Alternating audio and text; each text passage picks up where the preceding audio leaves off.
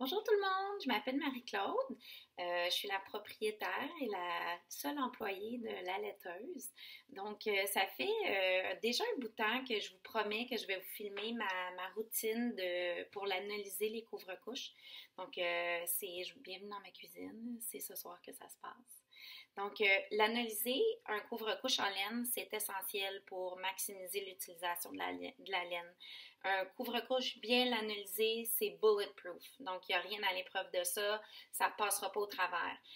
Ici, j'utilise des couches plates majoritairement, mais à l'occasion, on utilise des couches à poche. Puis, même par-dessus une couche à poche, mon fils ne touche pas au lit le soir sans avoir un couvre-couche par-dessus parce que sinon, ça déborde. Donc, voilà pour ça. Donc, qu'est-ce que vous allez avoir besoin? La lanoline, c'est pas sorcier, il y en a plusieurs sortes. Vous pouvez vous en procurer sur Amazon. Il y a plusieurs endroits dans les magasins d'aliments naturels aussi. Donc, il y en a de toutes sortes. Moi, je préfère la lanoline qui est solide, donc qu'on retrouve généralement en tube ou en pot, ça a l'air de ça. Et puis, donc, c'est pas que j'ai eu des mauvaises expériences avec la lanoline liquide, ça fonctionne aussi, c'est juste une préférence personnelle. Donc, vous allez avoir besoin de lanoline.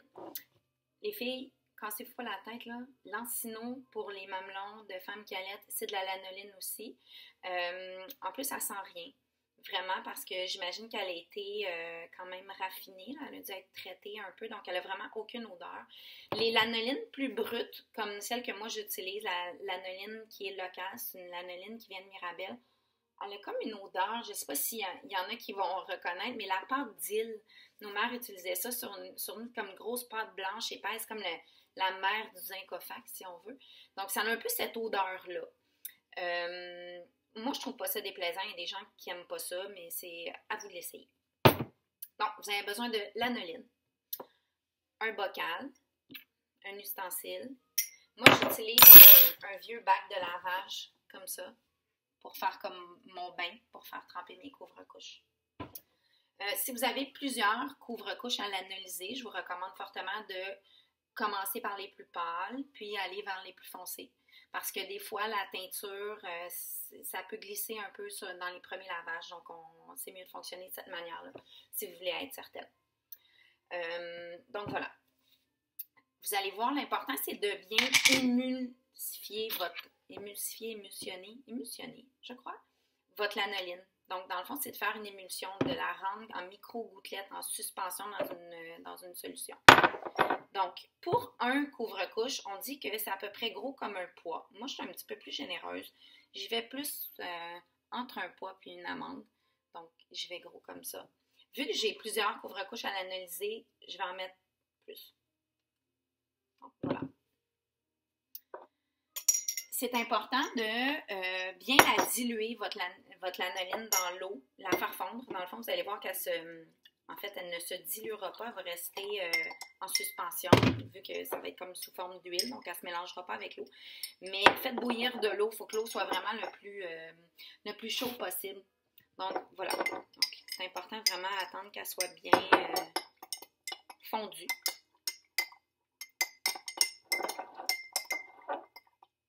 Ça peut prendre quelques petits moments. Essayez avec pas trop d'eau au début, c'est mieux comme ça. Puis d'en rajouter après, vous allez voir pourquoi, parce que le produit qu'on veut utiliser pour faire l'émulsion, c'est un savon. J'en ai utilisé plusieurs. Ils fonctionnent tous. Vous pouvez utiliser n'importe quel savon pour laine, Eucalan, il y en a toutes sortes. Même, il y a des gens qui utilisent des shampoings pour bébé, ça fonctionne aussi. Mais moi, j'avais beaucoup de difficultés à faire l'émulsion. Ce qui arrive, c'est quand c'est pas bien fait, ça va faire des motons dans votre eau. Puis ça va faire des taches sur votre couvre-couche. C'est pas ça qu'on veut. On veut une lanoline bien répartie uniformément. J'ai un coup de cœur énorme, tellement que j'ai contacté la compagnie pour pouvoir le distribuer sur les produits Unicorn Fiber. J'aime pas ça faire de publicité, mais franchement, ça fonctionne bien. Vraiment, vraiment bien. C'est des gens qui ont des fermes d'alpaga qui ont conceptualisé ça aux États-Unis. Donc, c'est fabriqué en Amérique du Nord. Puis, franchement, ça a réglé mes problèmes. Donc, voilà. Elle est pas mal fondue. Là, vous avez besoin, j'ai tellement pas de quantité, ça se fait vraiment toujours dans l'à peu près, là. Vous avez besoin d'un squirt, qu'on dit en anglais, comme un petit flip de savon. Puis, même, je vais me sortir une fourchette pour vraiment bien la fouetter, là. Mais, comme ça. Juste un petit, même pas une cuillère à thé. Là, ce qu'on cherche à faire, c'est un lait.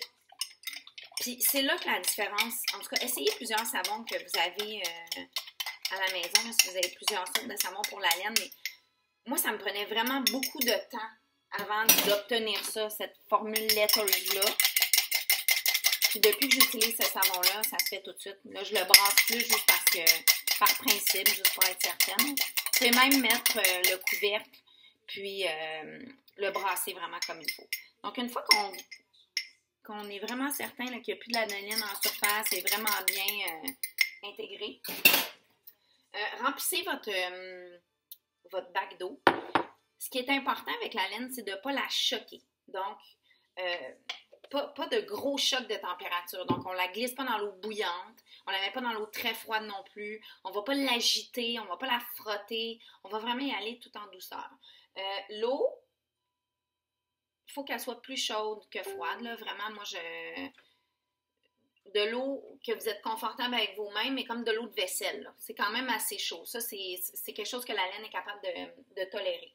Donc, vous allez déposer, je vais essayer de vous approcher. C'est toujours un one-woman show, hein, mes affaires, donc j'ai pas de caméraman. Donc voilà, vous allez le pousser comme ça sous l'eau, puis vous allez comme l'écraser pour faire sortir l'air, puis laisser l'eau bien rentrer dans les fibres. Comme ça. Là, j'en ai deux, couleurs naturelles, je vais faire les deux en même temps. Bien honnêtement, là, si vous utilisez des couvre-couches en laine tricotée ou quelque chose de plus large, là, pas ça, là, pas de l'interlock comme ça, il faut être plus prudent. Mais avec l'interlock, pour être bien honnête, mon chum les a passés laveuse-sécheuse, puis ils ont survécu, ils ont à peine rétréci. Donc, n'ayez pas peur. Il n'y a pas de danger. Donc, là, à ce moment-ci, moi, je rebrasse une dernière petite fois. Si votre eau est trop froide, votre lanoline va faire des motons. Mais si elle est de la bonne température, vous allez être correct. Donc là, passez vos couvre-couches et puis intégrez votre lait de lanoline au bain. Comme ça. Puis là, faites-la pénétrer dans vos couvre-couches. Idéalement, là, voyez-vous, c'est quelque chose que j'avais oublié. Commencez par l'intérieur. Mais dans le fond, je vais les laisser tremper là toute la nuit, moi. C'est pas obligatoire. Il y a des gens qui font juste le bain, qui vont les sortir, les essorer, mais vu que c'est des couvre-couches qui partent chez des gens, je préfère qu'ils soient vraiment bien analysés, donc je vais les laisser tremper toute la nuit. Commencez à l'envers, parce que dans le fond, ce qui se passe avec la lanoline, c'est qu'elle va imperméabiliser votre laine. Donc, votre laine, elle va contenir le liquide entre ses fibres, mais mieux qu'il est lanolysé, mieux qu'elle va agir comme barrière entre la couche puis l'extérieur. Donc, commencez par l'analyser l'intérieur, puis après, vous pouvez le virer de bord puis l'analyser l'extérieur. Mais bon, même juste d'un côté, là, ça fait la job. Comme ça. Donc, si j'avais terminé, si je faisais juste un petit bain de lanoline, comme ça, je laisserais tremper un petit moment. Mais disons que c'est terminé. Mais là, vous allez essorer doucement vos couvre-couches et tordez les pas pour ne pas les déformer. Comme ça. Puis, ensuite,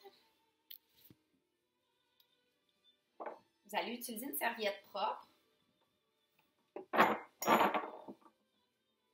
Puis, vous allez les placer dessus.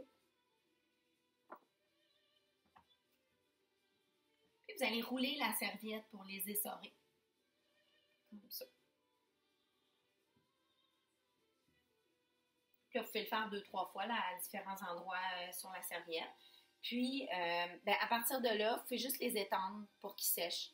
Puis, après, ils sont prêts à utiliser. Idéalement, je dirais de les lanolyser 2 fois avant les premières utilisations. Moi, c'est ce que je fais. Je le fais une fois pour vous. Parfois deux. Quand j'en ai beaucoup à faire, là, je vais vous le laisser savoir, je vais vous le dire. Je les ai analysés déjà 2 fois. Donc, ils sont prêts à être utilisés. Puis sinon, ben, vous les l'analyser encore une fois à la maison. Généralement, je vais vous envoyer un petit peu de lanoline avec le couvre-couche pour être sûr que vous puissiez le faire. Donc, voilà, c'est pas mal comme ça que ça fonctionne. Si jamais vous avez des questions, n'hésitez pas, ça va me faire plaisir d'y répondre. Bonne soirée!